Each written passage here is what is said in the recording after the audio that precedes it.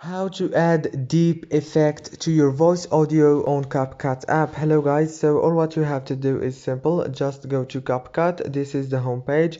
Now upload a new project from here or a new video, or just choose from your drafts like me. I already have this video, so I'm gonna choose it.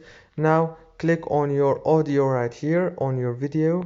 Click on it and click on it the second time again. Click on it 2 times.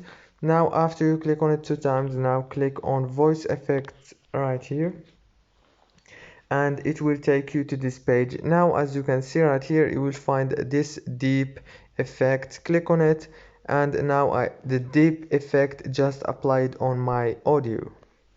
If this video was helpful for you, please don't forget to like and subscribe, and thank you for watching until the end.